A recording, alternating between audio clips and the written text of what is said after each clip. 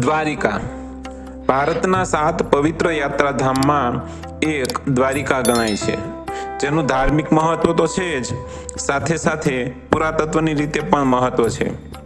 મહાભારતમાં શ્રી કૃષ્ણની રાજધાની તરીકે દ્વારિકાનું વર્ણન મળે છે. ગોમતી નદીના કિનારે 85 ચોરસ કિમીમાં વિશાળ કિલ્લાની અંદર દ્વારકા ફેલાયેલી હોવાનું મનાય છે. કૃષ્ણના દેહોત્સર્ગ પછી દ્વારિકા નગરી સમુદ્રના પાણીમાં ડૂબી ગઈ હોવાનું મનાય છે. આમ તો 6 વખત દ્વારિકા દરિયામાં ડૂબી છે એવી લોકવાયકા છે. હાલ દ્વારકા અને તેની આસપાસના વિસ્તારમાં ઉત્ખનન તથા દરિયામાં શોધખોળ કરાઈ રહી છે, જેથી પ્રાચીન દ્વારિકાનું અસ્તિત્વ જાણી શકાય. મરજીવાઓએ તળિયેથી ઘણા પથ્થરો અને સ્તંભોના અવશેષો શોધી કાઢ્યા છે. 2013માં દેવભૂમિ દ્વારકા અલગ જિલ્લો બનાવવામાં આવ્યો. દ્વારકાથી 30 કિમી દૂર બેટ દ્વારકા આવેલું છે. દ્વારકાથી ઓખા સુધી રોડ છે તથા ઓખાથી બેટ દ્વારકા જવા તાજેતરમાં દરિયામાં સુદર્શન સેતુ બનાવવામાં આવ્યો છે. આમ હવે છેક દ્વારકાથી બેટ દ્વારકા વાહન દ્વારા જઈ શકાય છે. દ્વારકા મંદિરનો ઇતિહાસ. ભગવાન શ્રી કૃષ્ણે કંસના વધ પછી મથુરામાં પોતાનું રાજ્ય સ્થાપ્યું. મથુરાના રાજા થયા પછી કંસના સસરા મગધ નરેશ જરાસંઘે વારંવાર મથુરા પર આક્રમણ કરવાનું શરૂ રાખ્યું. આથી વ્રજભૂમિ અને વ્રજવાસીઓના રક્ષણ માટે ભગવાન શ્રી કૃષ્ણે નવા સ્થળે વસવાટ કરવાનો નિર્ણય લીધો અને ગુજરાતનું આ સ્થળ કુશસ્થળી પસંદ કર્યું. કુશસ્થળીમાં દ્વારકાનું નિર્માણ કરાવ્યું. શ્રીમદ ભાગવત મુજબ દ્વારિકાનું નિર્માણ કરતા પહેલા શ્રી કૃષ્ણે સમુદ્રને 12 યોજન જમીન આપવાની વિનંતી કરી હતી. ત્યાર પછી વિશ્વકર્માએ દ્વારિકા નગરીનું નિર્માણ કરાવ્યું. ભગવાન શ્રી કૃષ્ણના અંત સમયમાં યાદવો ભોગવિલાસમાં ડૂબી ગયા હતા. યાદવોએ ઋષિઓનું અપમાન કરતા ઋષિઓના શ્રાપથી યાદવો અને યાદવકોનો નાશ થયો. શ્રી કૃષ્ણે દ્વારિકા છોડી દીધી, તેથી સમુદ્રના પાણી દ્વારિકા નગરી પર ફરી વળ્યા.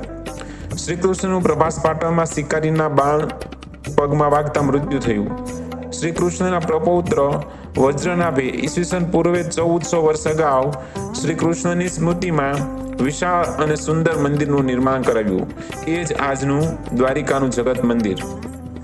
મંદિરની રચના.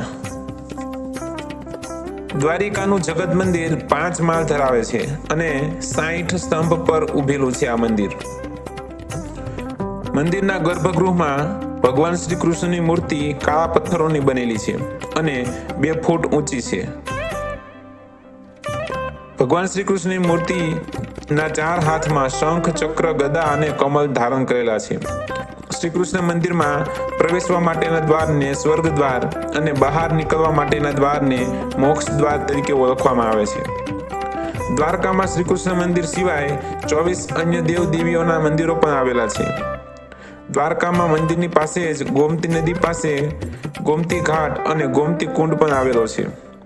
આ સિવાય જગતગુરુ શંકરાચાર્યના 4 મઠો પૈકીનો શારદા મઠ પણ અહીં જ આવેલો છે.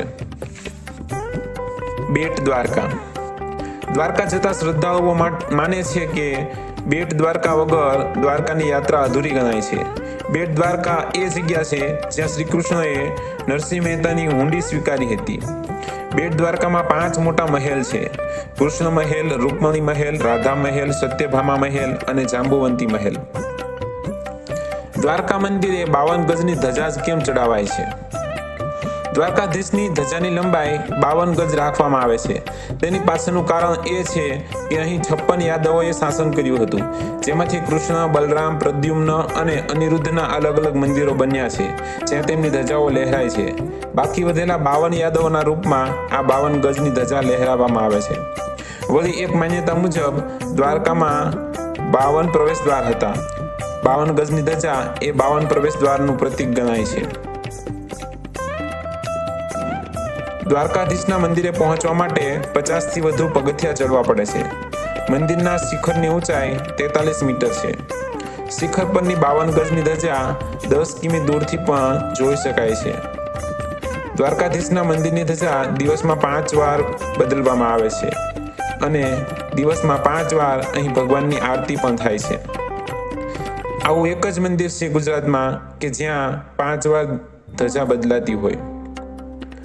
સૌથી વધુ મહત્વની લોકવાયકા મુજબ હિન્દુ ધર્મની 7 મોક્ષદાયીની નગરીઓમાંની એક દ્વારકા ગણાય છે. એટલે કે આ મંદિરના દર્શન કરવાથી, આ જગત મંદિરના ભગવાન શ્રી કૃષ્ણના દર્શન કરવાથી અને ગોમતી નદીમાં નહાવાથી મોક્ષ મળે છે એવી માન્યતા છે.